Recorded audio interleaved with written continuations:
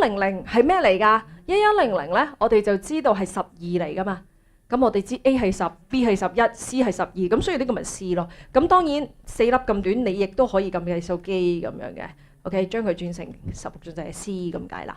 OK， 好啦，呢度1010就轉 A， 110咧就係轉做6咁樣，咁就好容易轉換嘅。總之嗰4粒係由0000去到1111。呢度所有嘅排列就分別會變成0至9 A 至 F 咁樣啊，記住啊，1111即係15，亦即係 F 咁解，得唔得？咁啊，好啦，調翻轉頭，我哋4E2轉做二進制，咁咧就會爆翻開啦。一粒會變4粒噶嘛，咁所以如果我將個2呢個咁樣嘅數字，將佢轉成二進制咧，係10冇4粒喎，咁點算咧？記住前面填翻啲0。將佢補夠4粒咁樣 ，OK？ 因為個位值嚟講咧係1比4咁樣嘅，咁所以咧就一定要唔係就係咁10啊，0010咁先至係叫轉換正常嘅。咁啊，於是乎咧2就轉0010啦，E 就1110啦，4就係咁轉，咁出咗嚟咧呢一組就係我哋嘅二進制啦。你發覺咧，因為兩者嘅轉換太輕鬆啦，所以咧程式編寫員咧就寧願會去寫4E2。就唔會想寫呢一抽0011嘅，而且又短咗，容易睇咗啊嘛。呢個就係佢受程式編寫員歡迎嘅原因。佢好快速咁表達到咧，咩叫做即呢度電腦發生緊啲乜嘢嘅嘢咁解啦。我記得啦，好耐之前咧有個男仔，佢同我講，即係佢想讚我嚇。佢話：你真係好好啊，你係一個 FFFF 嘅女仔嚟嘅。OK， 佢係一個程式編寫員，佢咩意思啊？即係滿分咁解。佢咁同我講啊嚇。唔係，唔好誤會，佢純粹係即係擦下鞋咁解嘅啫。唔係因為程式編寫員佢哋咧通常咧，譬如有個標籤啊，FF 就代表住呢一個係爆格嘅滿分咁解。咁佢就話 FFFF 咁樣，OK 咁啊。好合理啫，咁我梗係 FFF 咯。好啦，咁跟住咧呢度我哋而家有一抽二進制，我哋試下將佢轉成16進制啦。每4粒割一下，由尾割上嚟，幫我轉咗佢，簡單地。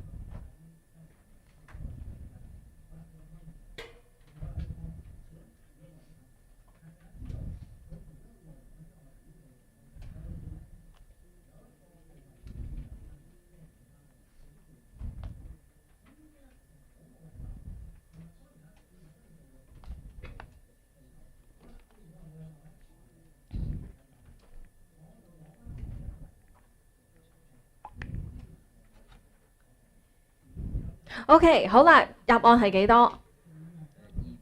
非常之好，EB52。OK，四粒改下，四粒改下咁樣。咁你撳計數機咧，四粒四粒撳入去，或者頂多8粒撳入去都仲 OK 嘅。咁但係咧，你個計數機得10個位嘅啫，咁就再多啲就唔得啦。好啦，A3C 係幾多咧？我撳啦吓。係3C，撳。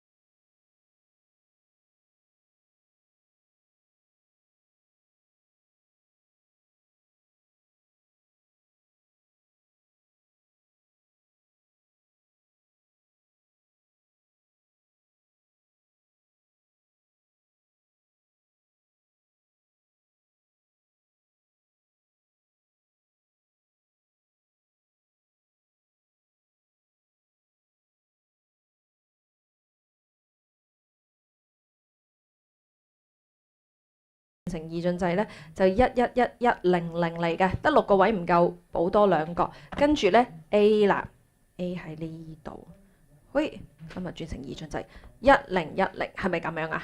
應該就啱啦。好啦，嗱咁跟住咧，我哋就要學少少單位嘅基本嘢，咁就有一個單位咧，我哋叫 bit， 中文叫位元啦。簡稱咧就係世界 B 嚟嘅，世界 B 即係乜嘢啊？就係幾多粒二進制數字啊？幾多個 binary digit 咁解啊？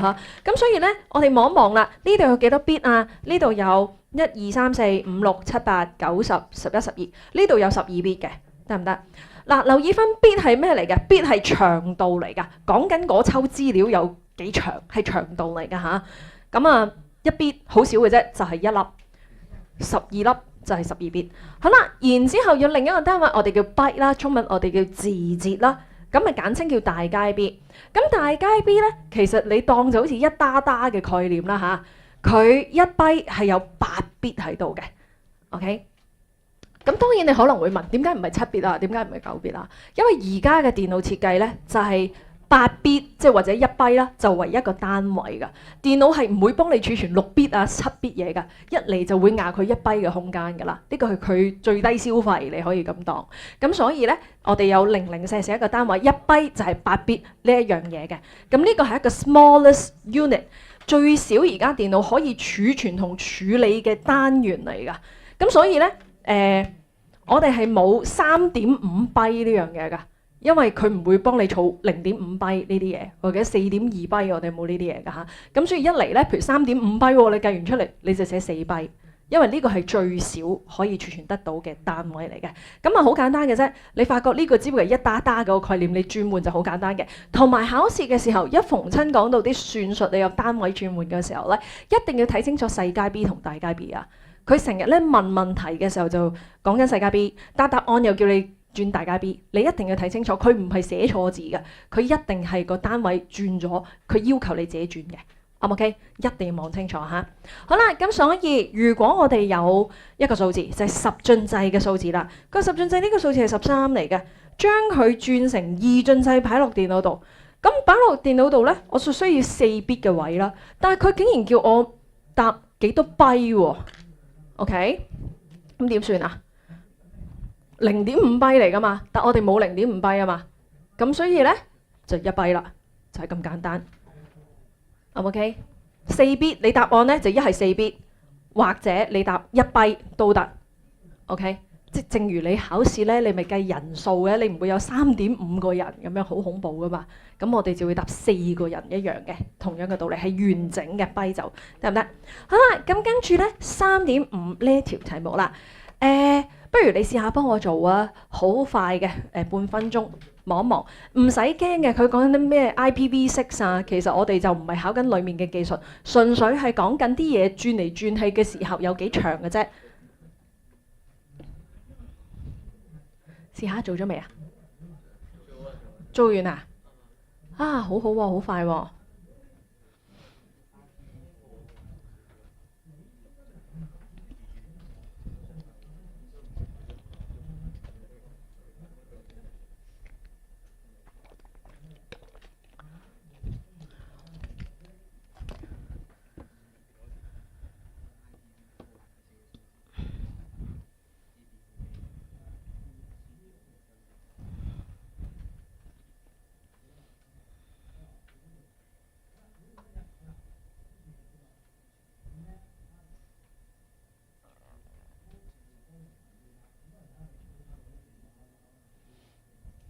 好嗱，而家咧佢就話一個咁樣嘅地址，你唔使理佢叫咩名嘅 ，OK？ 佢總之俾咗個資料你就係128 bit 啊嘛，即係128條001好鬼長，咁冇人會中意睇咁長嘅一組唔知咩嚟嘅嘢，係咪？咁所以咧，我哋就會將佢轉成16進制，表示短啲、容易睇啲、容易記啲，係咪？咁當你轉咗到16進制之後，個長度應該縮短咗噶嘛？我哋話個比例係幾多啊？係4比1啊嘛，係咪？4粒2進制就會轉成1粒16進制，所以128粒，如果將佢轉成呢個嘅16進制咧，咁應該係咪除4啊？個長度得翻32粒啊？啱唔啱？個長度縮短得翻1/4嘅，你見到呢度得翻1/4咁長嘅啫嘛，啱唔啱？咁所以咧32個 digits 就係我哋出咗嚟個結果嘅長度嚟嘅。咁好明顯 A、B 都唔啱啊，因為呢度冇32粒嘢啊嘛，啱唔啱？C、D 咧就有32粒嘢，咁所以咧先至有可能嘅。咁另外咧 C 同 D 邊個先係真正答案啊？ C 咩事啊 ？D 啦係咪啊？因為 C 佢有個 V6啊，咩事啊？唔可能有 V 噶嘛，因為我哋話係0至9 A 至 F 噶嘛。嗱，你唔好話咁陰濕咁 miss，你考啲咁嘅題目，考試高係 exactly 考過類似嘅嘢嘅，就唔知中間攝咗個其他英文字母係超出 F 個範圍㗎。咁所以答案咧就淨係得 D 係有可能嘅啫。OK？ 好啦，咁跟住咧我哋就再睇啦。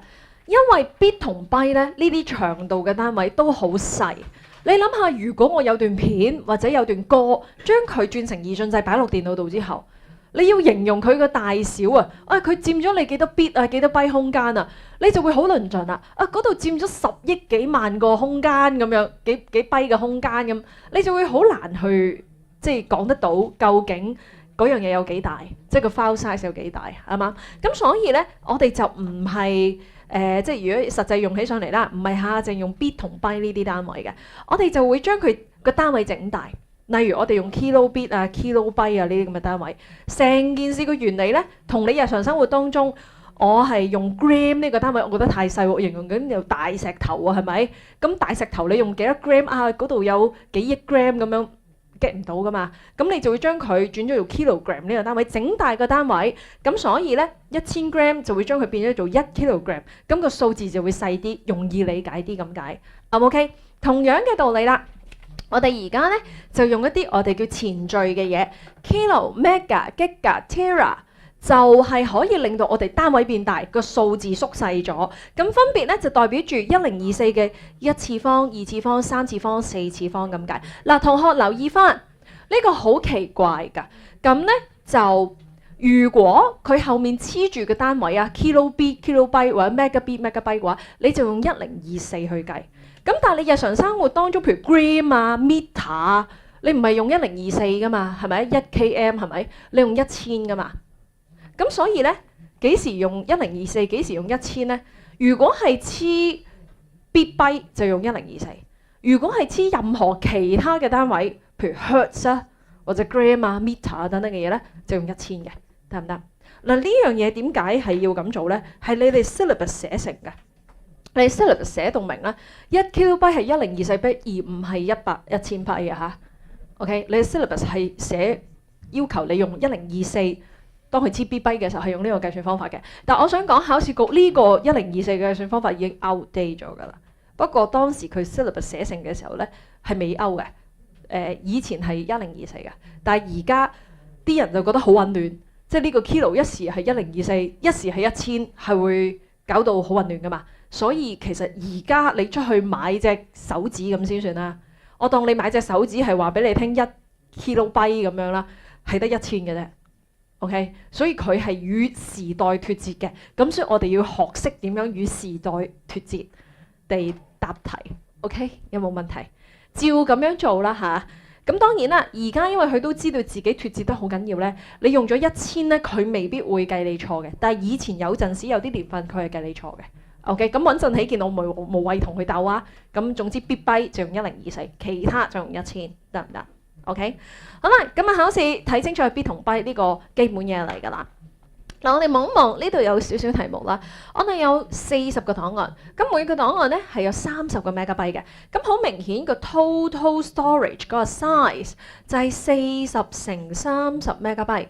咁如果我當普通嘅乘數去乘啦，咁呢度要1200個 megabyte 嘅。咁係咪就停手咧？其實都可以停手嘅，但係最好嘅答案係啲乜嘢咧？留意翻。當呢個數字超過1024嘅時候，最好個單位就再上一格 ，OK， 即係 kilo mega 再上就係 giga 啊嘛 ，OK， 咁個數字咧就變翻細啦。所以當你嗰個數字係大過1024咧，你最好呢度就變 gigabyte，個數字咧就除1024變成1.17，攞到小數後2個位就已經夠噶啦，得唔得？4捨5入有冇問題？呢個最好嘅嗰個手法啦吓 OK，好啦，咁如果我哋要做除數咧，譬如我記憶卡係2 GB 嘅空間，我有數據檔，每個係300 MB，哇！你睇清楚啊，呢個大街 B 嚟，細街 B 嚟嘅嚇，係唔同嘅。咁佢問你可以擺到幾多個檔案，好明顯係一條除數，2個 GB 除以300個 MB，OK？咁咧，首先第一件事，你咧如果小小心心咁樣做嘅話咧，我可以將佢轉成16個 Gb 咁樣會好啲，啱唔啱？乘翻8倍，呢個係1 byte 都要8 bit 啊嘛，咁即係16個 Gb 啦咁樣。咁有咩好處啊？令到咧呢個 B 同呢個 B 可以約咗佢啊嘛。跟住上面係 Giga，下面係 Mega，呢係1024嘅3次方，呢個1024嘅2次方，所以產減啲，呢度得翻1次方嘅啫。OK， 咁所以上面咧就仲有16，下面咧就仲有300咁樣啦。16乘1024除300，應該真係54點幾，佢就擺到54個檔案左右，啱唔 OK？咁啊，明白個做法就得㗎啦。我相信呢啲咁簡單嘅數學，你哋係冇問題嘅。好啦，另外一種嘅計算啦，就講到速度嘅。嗱，首先咧喺我哋電腦科咧，其實啲數學真係好簡單嘅。加減乘除嚟嘅啫 ，OK。不過係單位轉換要大家小心啲，因為通常啲人錯單位嘅 ，OK。bit 同 byte 差咗8倍啊，我哋唔可以亂咁寫㗎嚇。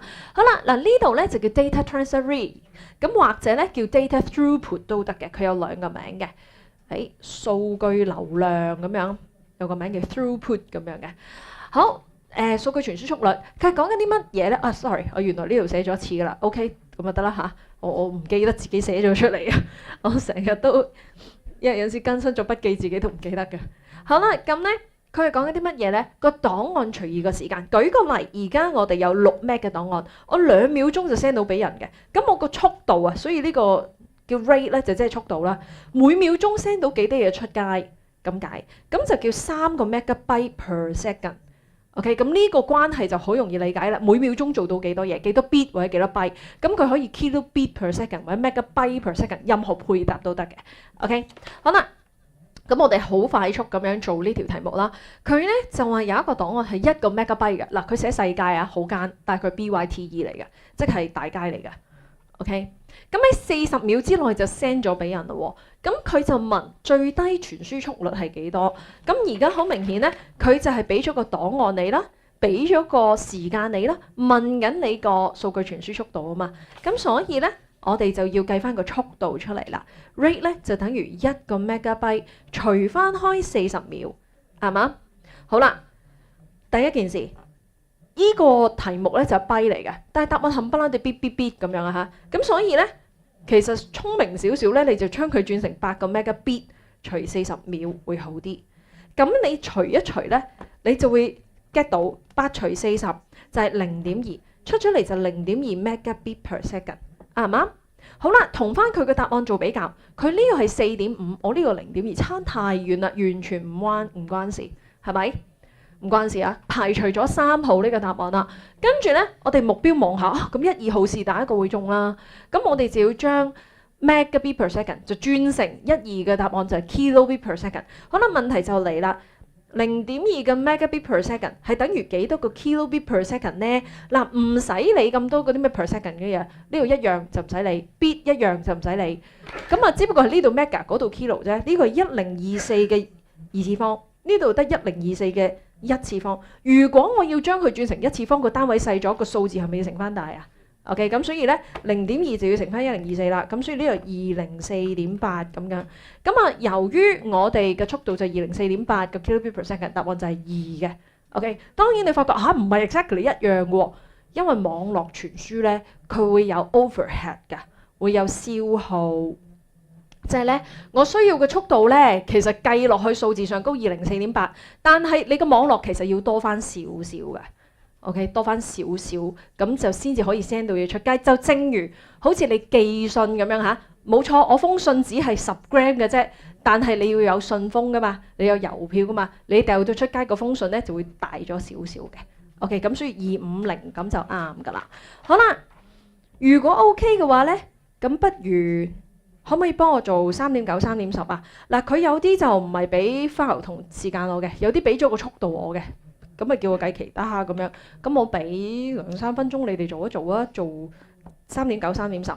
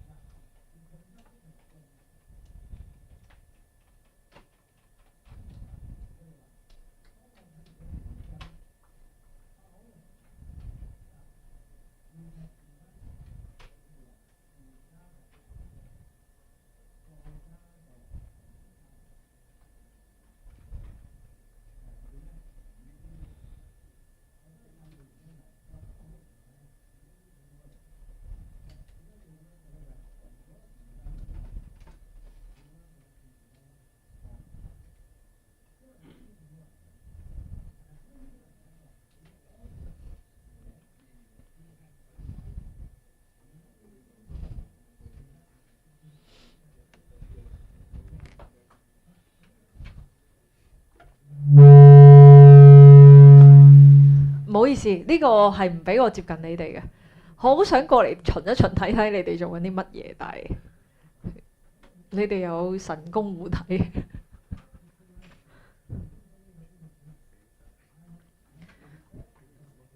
我唔過嚟啦。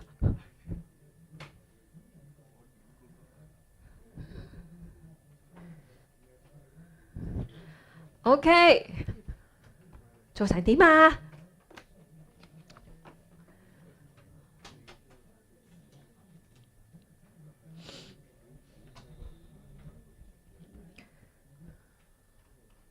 單位轉換都轉得熟㗎嘛？係咪啊？都係想過嚟望一望。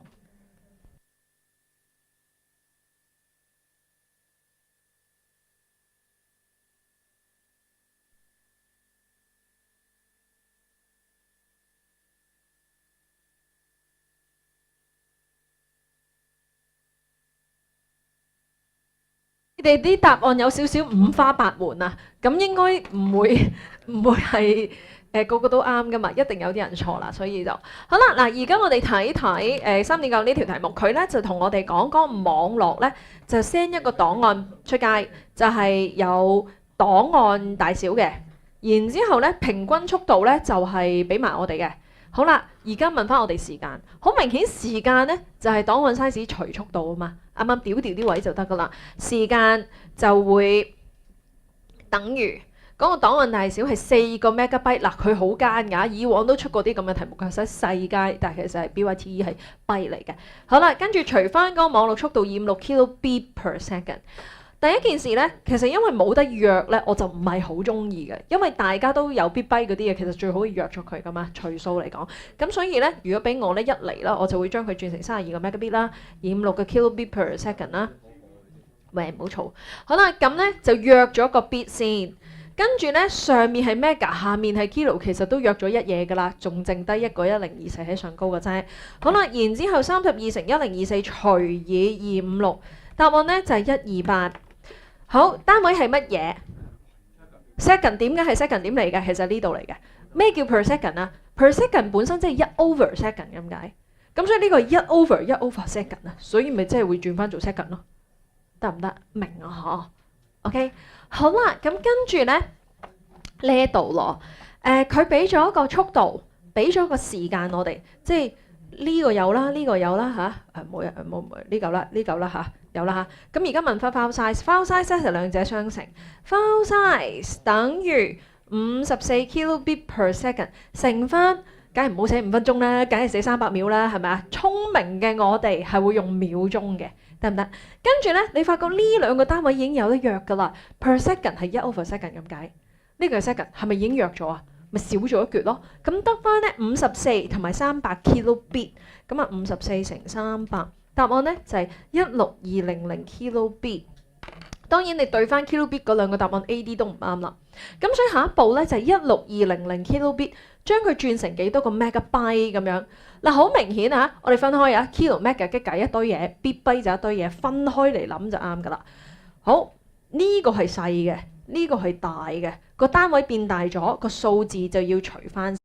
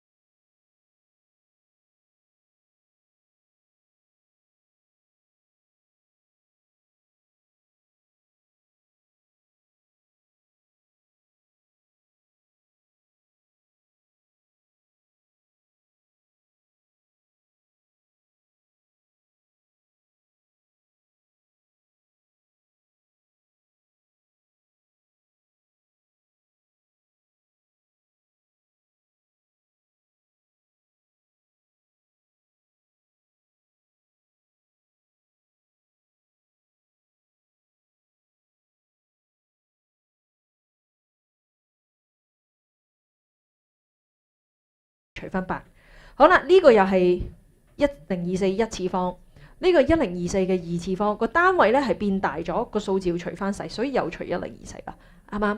咁所以咧16200除8再除1024，答案就係1.9幾，咁所以答案就係杯啦，啱唔 OK？好簡單嘅啫，單位轉換，咁啊自己做多幾下啦。我直情唔諗住同你哋對答案啦，但係應該要做得熟噶啦。呢啲中六冇理由唔識，得唔得？唔識話俾我聽嘅嚇，捉你去計乘數。好，咁跟住咧，我哋就要去一個比較緊要嘅，一定會考嘅課題，就係 coding。嗱，coding 咧。剛剛我哋講過一個概念嘅，就係究竟，譬如我有26個英文字母，我要俾幾多個二進制嘅號碼佢啊？26個英文字母要有26個號碼。其實你當好似香港小姐咁樣啦，26個雞例，26個佳麗就會有26個號碼一樣，一人編排一個號碼俾佢，佢先可以代表到佢個個人身份噶嘛，啱唔啱？係同樣嘅道理啊，呢啲就叫編碼。編排一個號碼俾佢咁解，咁啊，所以咧，我哋就要講啦，嗰個點樣可以編號碼俾啲數據？嗱，我當咧，我有一啲學生，我要俾啲號碼佢，即係學生證編號。咁你諗下，我個學生證編號咧，如果好短嘅，得3個位，我唔係講2進制，我講10進制，我最多有幾多個學生啊？學生證編號係得3個位嘅啫。Ingrid 幾多啊？1000係咪啊 ？OK 嗱，搞清楚嚇，因為咧所有都係0至9噶嘛，係嘛？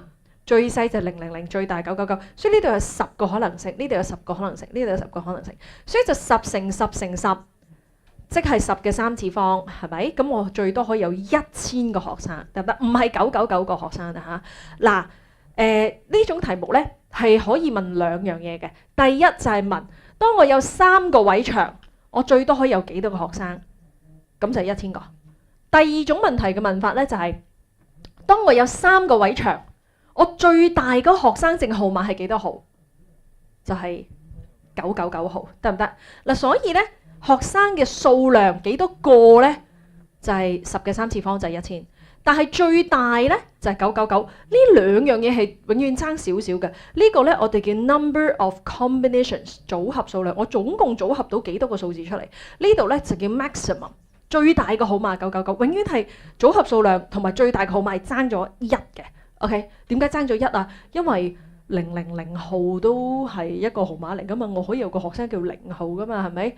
你睇有啲動漫都係咧0號機械人咁樣，0號都可以係個數字都係用得嘅，得唔得？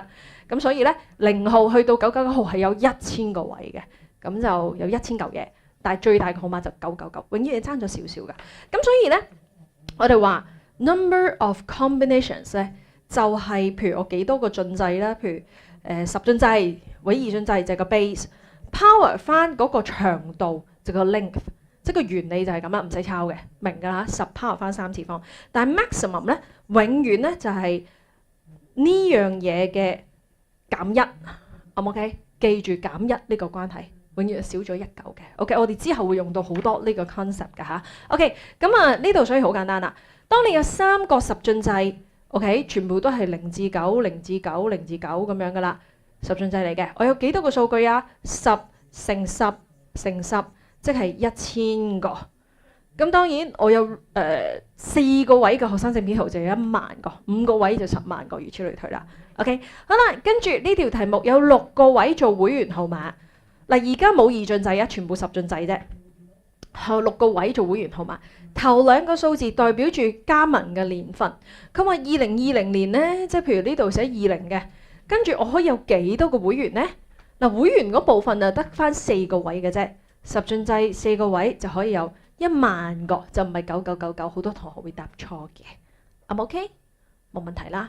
好啦，咁跟住咧呢個車輛牌照號碼嚇，咁啊其實呢個咧參考咗香港嗰啲車牌嗰啲寫法嘅。咁啊講到咧，我呢個城市嘅車牌咧係有2個大家英文字母行先嘅，即係 A 至 Z。A 至 Z， 咁呢度有26個可能性，呢度都有26個可能性，同唔同意？跟住有2個數字喎，但係咧，佢有少少規矩喎。嗰兩個數字咧唔可以以零為首，即係咩意思咧？03、04嗰啲係唔得嘅。但係可唔可以30啊？可以噶嘛？嗱，呢個唔可以係零啊，即係呢個係1至9啊。呢個可唔可以零啊？呢個係可以嘅。咁所以呢個係0至9啊。呢度有幾多可能性啊？9個。呢度有10個。OK，咁所以佢總共可以有幾多個車輛嘅車牌號碼出到嚟咧？60840， get 唔 get 到 ？OK 啦，嗬。好啦，3.15你幫我做啦，3.15。做完不如我做3.16嘅 part two 啊 ，part two 啊，就係做 part two。OK 嘛？搞唔搞得掂啊？我哋而家進度很良好啊，我自己覺得。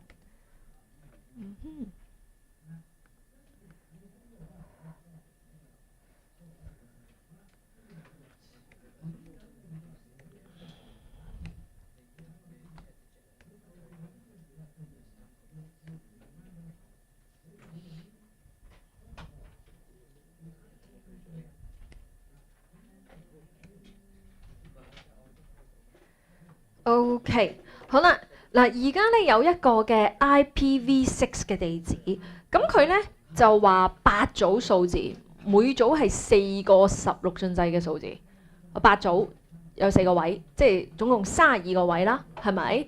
咁然之後每一粒咧都係16進制數字嚟嘅，即係0至9 A 至 F 有16個可能性嘅。OK， 餘下咁究竟我總共可以有幾多個地址咁解？咁其實咧我可以望下嘅，係咪2嘅32次方啊？2嘅32次方係幾時會發生啊？0011進制嘅時候有32粒就話啫，係咪？而家呢啲係16進制嚟噶嘛，跟住有32個位啊嘛，啱唔啱？其實我哋心裏面個答案就會係咁樣嘅，咁就答案係會啦，得唔得 ？OK， 所以就唔係 A， 唔係呢啲，唔係呢啲。OK， 搞掂。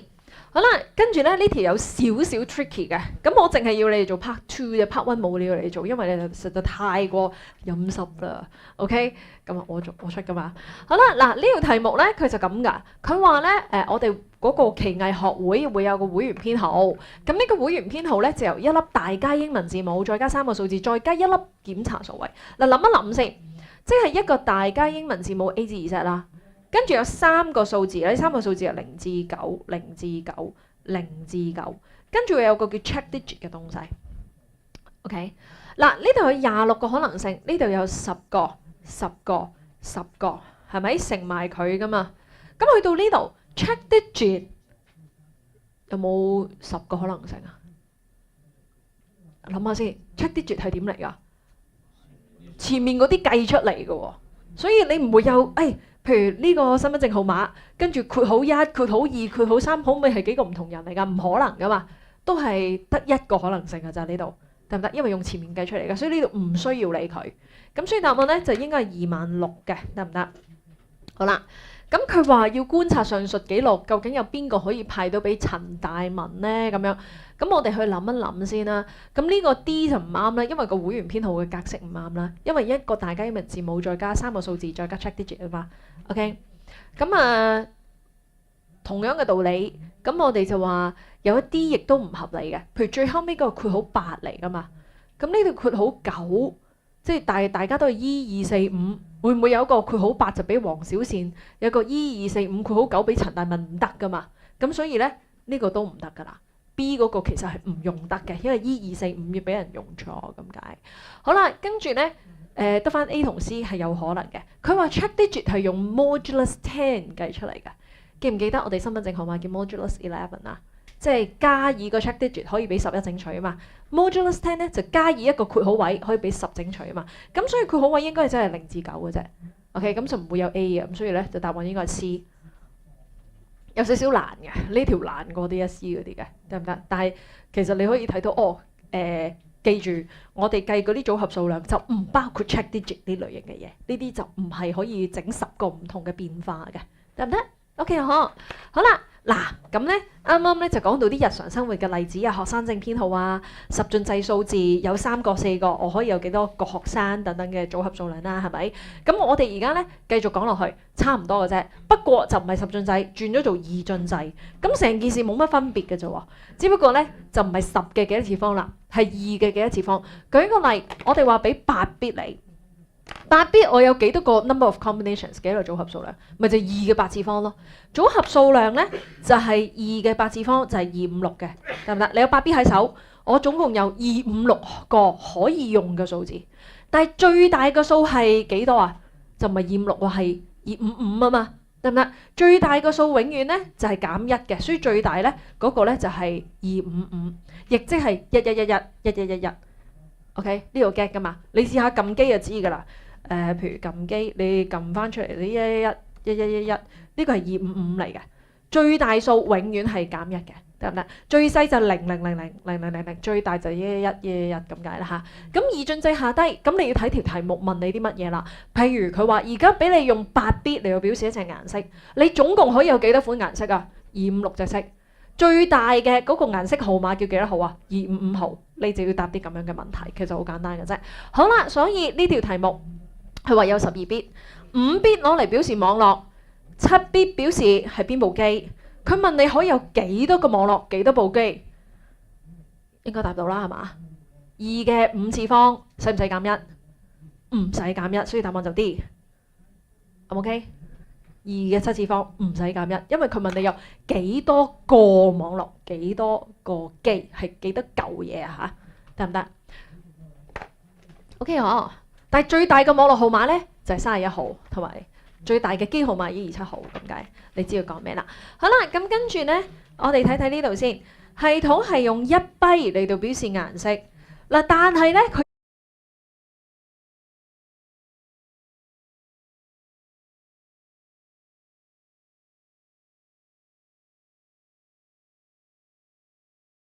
做咗啲嘢喎。最右手邊呢度咧就攞嚟係做 parity bit 嘅機偶檢查位喎，係咪好似頭先個 check digit 啊 ？OK 計出嚟噶嘛，所以咧呢個會唔會有2個組合啊？唔會嘅，你真正可以用嘅部分咧就係7 bit，同唔同意 ？OK， 7 bit 你可以有幾多隻顏色啊？128隻顏色，完，搞掂。OK 好啦，3.19改編字好似你哋2022定2023嘅題目，我都係好快手改咗嘅啫。咁啊，幫我答咗3.19呢條題目啦。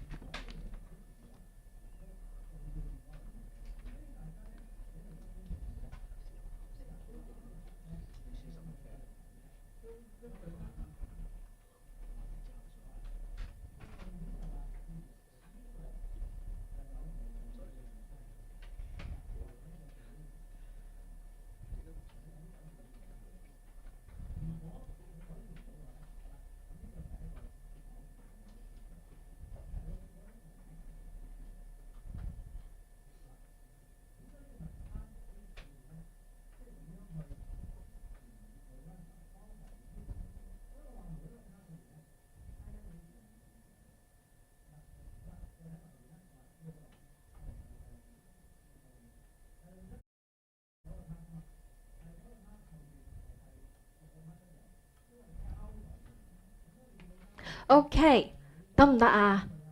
做唔做到啊？我想睇下你哋啲答案啊。我又望一望啦。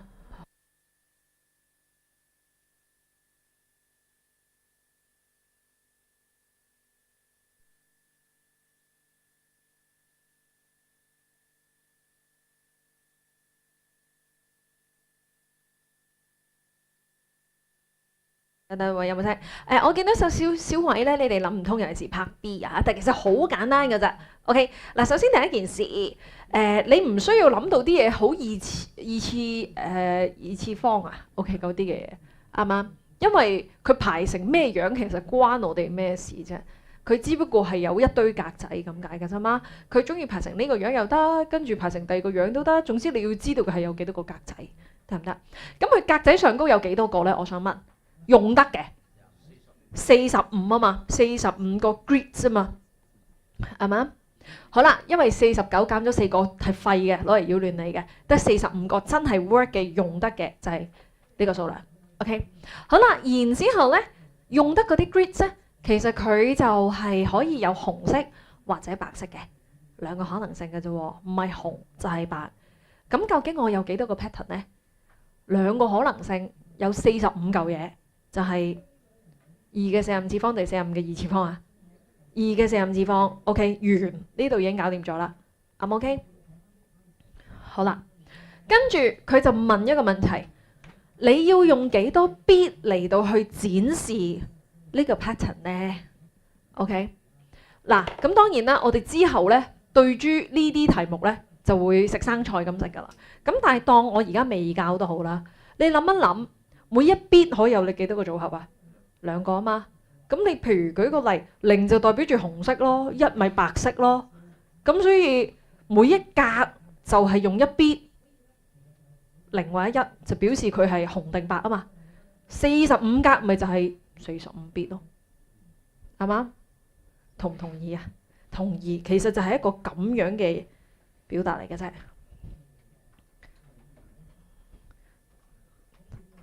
唔知點解呢條題目如果唔係紅白係黑白，啲人就會容易啲答嘅。OK， 但係最緊要唔係佢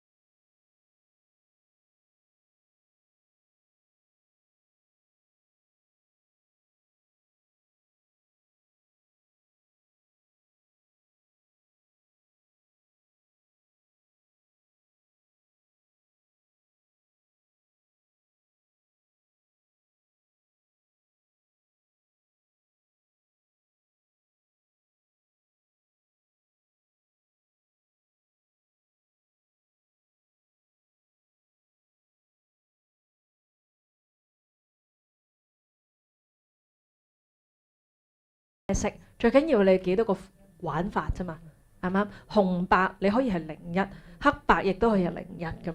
舉個例，得唔得 ？OK， 好啦，嗱啱啱咧，我哋講到啲題目咧，就係俾咗個長度你。舉個例，我話有6 bit，OK， 6 bit 喺手，佢就問你可以表達到，即係攞嚟表示到幾多嚿嘢。咁我哋就知啦，即係2嘅6次方啊，呢個就係組合數量 combinations 咁樣，啱唔啱？佢咧2嘅6次方就總共有64嚿嘢，可能64隻顏色，或者64隻字，或者64隻唔同嘅聲音，或者64個人，64個車牌號碼等等，如此類推。OK， 咁就係講緊知道長度嘅話，我哋就知道有幾多個組合啊嘛。OK， 但係有一種題目咧就調轉嚟問嘅，好簡單嘅啫，就係而家我手頭上高有64隻顏色，你要用幾多 bit 嚟到表示？即係俾呢個你啊，問翻你呢個長度啊，得唔得 ？OK， 就係調翻轉問。咁當然啦，其實係一條 log 嘅題目嚟嘅，即係我有64隻顏色喎，我要用幾多 bit 啊？你咪 log 64 to the base 2啊嘛。咁咧你就會知道嘅答案就係6 bit 咁樣啦，係調轉咁問嘅。咁呢一種題目咧係一定會出現呢幾個字 minimum number of bits。唔該自己留意翻，所有呢種調轉問嘅題目咧都會出現 minimum number of bits 嘅，就最少需要幾多個位元可以表達到64嚿嘢啊？咁啊最少要6 bit。當然你7 bit 8 bit 都得噶嘛，係嘛？7 bit 都可以表達到64嚿嘢，仲有剩添係咪？咁但係佢就問你最少需要幾多，咁所以佢就一定會出現 minimum 呢個字嘅，係咪 OK？ 好啦，咁點做咧？我哋就要知道究竟幾多 bit 可以叫做塞得落嗰紮組合數量啦嚇。咁譬如我而家呢條題目最簡單啦，有94個唔知乜嘢慳估字符則，唔使理佢係咩嚟㗎，咩慳估字符啊、顏色啊、聲音啊，咩都得㗎。總之你有64個對象，唔係94個對象。94個對象你要用幾多 bit 嚟表示佢？而呢條題目係必定會出現最少需要幾多位元呢一組嘅 keywords， 得唔得？咁你個問題就在於啦，2嘅幾多次方有94個組合咧？咁當然你唔會咁戇居啊，7次就試下佢，8次就試下佢咁樣咁做啊嘛。咁你可以用計數機，咁點做咧？log 2, 94。嗱呢一個打法咧就係問個計數機2嘅幾多次方係94咁解 ，OK？log 2, 94你係咁打嘅 ，OK 啊？咁佢話俾你聽咧係6.5次方，咁即係6.5 bit 咧就搞得掂㗎。但係我哋有冇6.5 bit 啊？冇㗎嘛，即係7 bit 咯，咁樣得唔得？嗱，所以做呢種題目咧，你有2部曲嘅，搞清楚你對象有幾多件。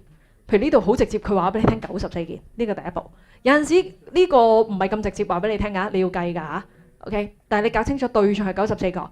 第二就係撳機撳2,94咁樣啦，得唔得？好啦，呢度另一條題目，佢有個指令啦嚇，又抄住啲舊底題目嘅，有個指令控制啲遙控車嘅。佢話咧嗰個車可以有幾種玩法嘅，向左有4個速度，向右有4個，向前有5個，向後有4個速度。OK， 咁啊，佢問你最少需要幾多個位元嘅編碼？又係啦 ，minimum number of bits 問呢個題目啦。好啦，咁我哋咧要搞清楚對象有幾多個先，有幾多個指令咧？你諗下，向左可以有左1、左2、左3、左4，係咪？向右係有4個，向前有5個。向後有4個，你加埋佢，你成個遙控車咪有19個玩法啊？同唔同意？係咪19啊 ？Sorry 啊，17個玩法，同唔同意呢個 ？OK， 呢個遙控車係有17個玩法嘅，我哋要將呢17個玩法，呢17個對象，將佢轉成二進制，咁就撳機啦。log 2,17，佢話俾你聽4點幾就即係5 bit，啱唔 OK？ 問題大唔大？唔大。哎呀，好，咁咧，我哋一齊做。唔係，你做3.22啊，簡單，你做一題得啦。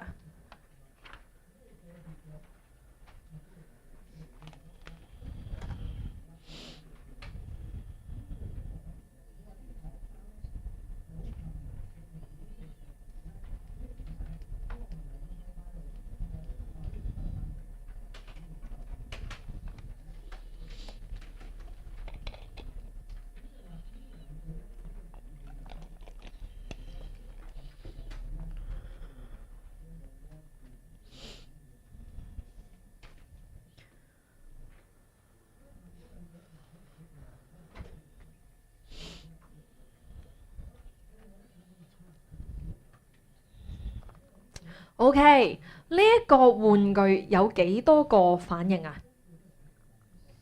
？13個反應，對象有13個，即係佳麗有13個。究竟佢啲號碼要2個位長、3個位長就問緊呢啲嘢啫嘛，啱唔啱？13個反應，因為一係黃色、紅色、綠色，一係有10種聲，13個反應。跟住問你需要幾多 bit 咧？就 log 2,13做到啦，3.7即係4 bit 完，好唔 OK？簡單嘅嘢嚟㗎，但係成日都考㗎嚇。好啦，跟住咧留意翻有條咁嘅題目嗱，呢條題目咧又係考試局過往出嘅，我改咗少少嘅啫。咁佢起考陣時咧有少少撩楞㗎。佢問到咧，而家我哋有紅燈或者綠燈，而且紅燈同綠燈咧嗰個時間長度可以128秒留下。咁即係咩意思咧？係一條乘數嚟嘅。OK， 我哋玩法可以紅燈1秒、2秒，紅燈3秒、紅燈4秒，綠燈1秒、紅燈2秒，如此類推㗎嘛，係咪？所以你有幾多玩法咧？兩個顏色乘翻幾多咧？嗱，呢度就要諗啦，因為佢係128秒留下，咁即係點啊？0秒計唔計啊？128秒又計唔計啊？你唔知秒數長度有幾多款啊嘛？嗱，呢個情況咧，你就記住唔好喐佢個數字，128款時間長度。你總共咧有256個玩法嘅。OK， 總之呢度128你就照成128咁樣。你嘅對象有256個。對象256個嘅時候，我哋用幾多 bit 啊？自己撳啦，8 bit 得唔得 ？OK 啊，嗬，做到啊，嗬。咁呢一種咧好模棱兩可，因為佢冇講到明0秒得唔得啊嘛。咁咧你就唔好將佢轉，唔好轉成129個組合啊，127啊，唔好搞佢。呢種情況就直接係用128嚟到去計，得唔得 ？OK， 因為0秒我哋唔知佢點搞。好，咁跟住咧。我哋望一望先啊！嗱，呢一個播歌系統，佢話有幾種玩法嘅，可以開啦，可以刪啦，可以播5首唔同嘅歌啦，可以調整音量至15樓下，咁即係幾多款玩法？唔係好似頭先個題目15個玩法啦，我當 OK。咁即係總共咧，佢嘅指令咧係22款嘅。咁佢就問：如果我有22個呢啲咁嘅指令啦，我編碼嘅時候究竟要用幾多 bit？但係佢要做多一樣嘢，做多個 parity bit。OK， 咁你自己要做多少少手腳啦。OK， 咁呢度計一計先，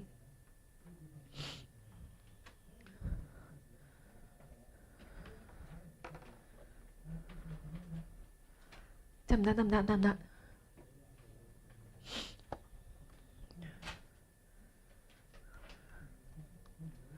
係咪咁啊？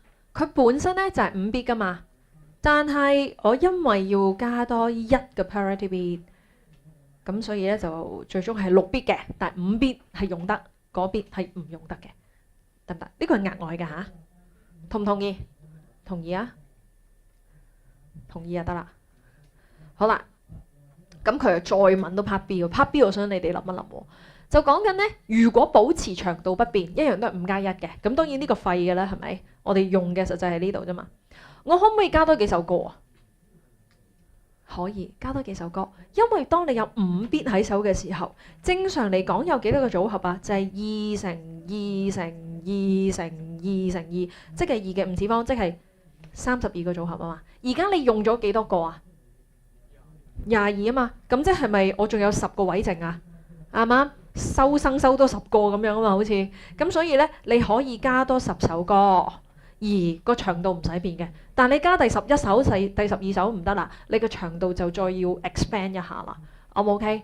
咁嗱，你問我咧 DSE 就未考過 Part B 咁深嘅，其實我就唔覺得好深，只不過你要清晰 OK， 就係組合數量就係 power 咗佢，用咗幾多個？用咗22個，咁咪再可以加多幾首歌咯。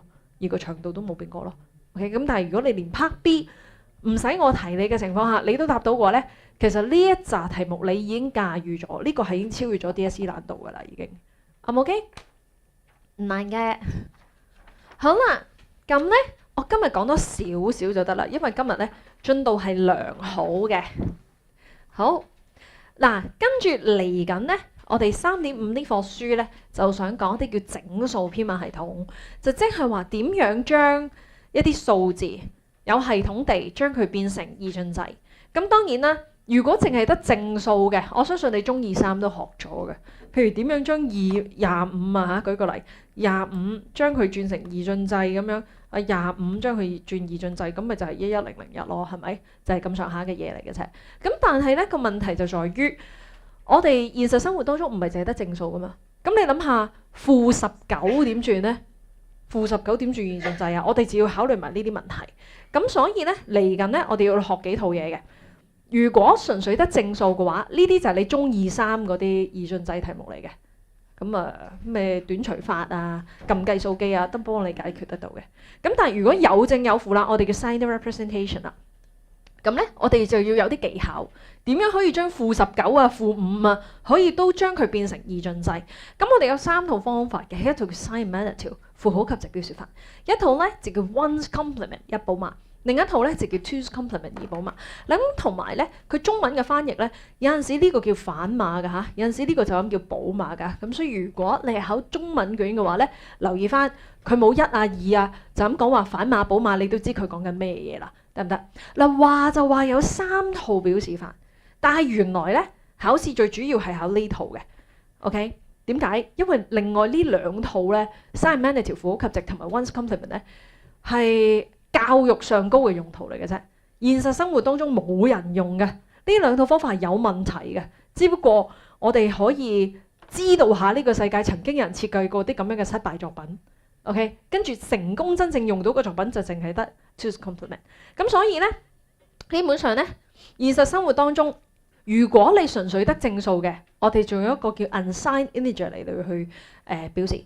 如果你有正有負嘅，有正3有負4，咁我哋用 two's complement， 冇其他選擇，得唔得？咁所以考試佢最主要都係考呢一套嘅咋嚇，呢2套知下就得，佢都間唔中可以出下少少 MC 題，但係唔係我哋嘅重點。但係呢一套二補碼咧，我哋就要相當之熟嘅，啱 OK？ 好啦，咁由於時間關係啦，今日我哋都學咗好多嘢啦，我淨係會想講 unsigned integer 啫 ，two's complement 啊，其他咩 one's complement， 我哋下堂留翻嚟再講 ，OK？ 咁啊，我講咗少少啦，呢個無負整數先啦嚇。嗱，無負整數咧就係講緊當啲嘢係冇負數嘅，非負數，即係冇負3冇負4，就係由0開始去到正1、2、3、4咁樣，嗰啲就叫 unsigned integer 啦，就係得正數或者0都得。咁我哋將佢轉成二進制，咁啊留意翻咧。就好簡單嘅啫，成件事就係你好似撳計數機25，將佢二進制就變成11001，咁就基本上係完㗎啦件事。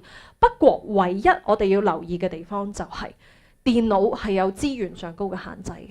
譬如舉個例，我而家俾你轉啲數字做二進制，但係我話俾你聽，我得3 bit 嘅位嘅喎，咁點算呢？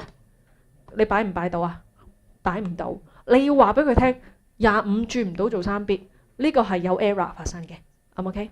第二，如果我話我唔係俾5 bit 你喎，我俾8 bit 你，咁又點啊？8 bit 咁啊，前面補啲0咯，儲夠佢係8 bit 咁嘅長度，咁就得㗎啦。OK， 咁所以呢個係唯一咧，同我哋中3、中2做嘅嘢唔同嘅地方，就係你要對一對，究竟而家佢俾嘅 bit 數你係幾多？少咗嘅要通知佢擺唔落，多咗嘅前面要補0，係咁解。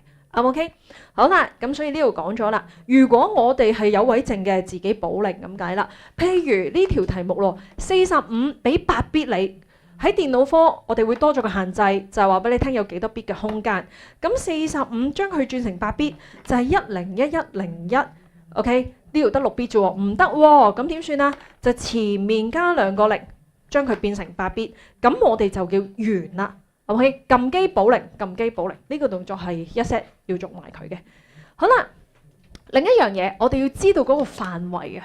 譬如當你有8 bit 喺手，你最大可以擺得個數字係幾大呢？2嘅8次方減1。OK， 要減1啦。呢個 case 點解啊？因為2嘅8次方係組合數量嚟噶嘛，但係最大數就係要減1噶嘛。咁所以呢，佢最細就可以擺到0啦，最大就2嘅8次方減1，係255，而唔係256。OK， 咁啊記住呢條式啦，2嘅 n 次方減1就係當你有 n bit 嘅時候，你最大可以擺到嘅嗰樣嘢，因為我哋知點解嘅，2嘅 n 次方就係組合數量啊嘛，減1就係最大數啊嘛。OK， 所以同樣道理，你有16 bit 喺手，你最大嘅可以擺到2嘅16次方減1，係下面減1啊嚇。OK， 唔好喺個次方度減啊嚇。好啦，24 bit 就係2嘅24次方減1，最大可以有嘅數。而如果你用二進制表示咧，就即係8條1、16條1、24條1咁解。呢個就係255同埋65535同埋唔記得幾多。OK，1600幾萬咁樣啦嚇。OK， 咁呢條式咧，你就要即係亂咁寫都寫到出嚟嘅，就係最大個數可以擺到幾大。得唔得 ？OK， 好啦，嗱咁所以咧，當你有6 bit 喺手嘅時候，用 unsigned integer 嘅方法擺佢嚟8擺落去變成幾多啊？點答？轉成6 bit 係1000，完未？補2個0，完咗。OK， 40剛好101000，係咪？唔使加嘢，唔使搞其他嘢啦。O 唔 OK？好，80咧。好啦，80，喂，6 bit 擺唔擺得落啊？擺唔落，擺唔落咧，我哋就要通知佢，呢個叫做一個 overflow error， 日出錯誤。即係根本咧，你俾個盒我得6 bit，我冇可能將佢變成6 bit 呢個長度塞到入去嘅，塞唔入咧就叫擺唔落，就叫 overflow error 啦。咁呢個咧係當你個數字超出你嘅記憶體嘅範圍 ，OK， 個數字超出可容納嘅嗰個範圍，咁超出個全空間啦，而所產生嘅錯誤嚟嘅 ，OK， 咁好簡單嘅啫。總之8 bit 最大擺到255。超過255就叫 overflow，OK， 16 bit 最大擺到65535，超過65535就 overflow 咁解，係擺唔到嘅，點塞都可以熟晒佢嘅，啱唔 OK？ 好簡單。咁呢個咧就 unsigned integer。下堂帶翻呢本筆記翻嚟，我哋就會開始講 signed variable、ones complement 同埋 twos complement。記住下堂要大計手機啊 ，OK？OK，冇問題，好，唔該晒各位，我哋。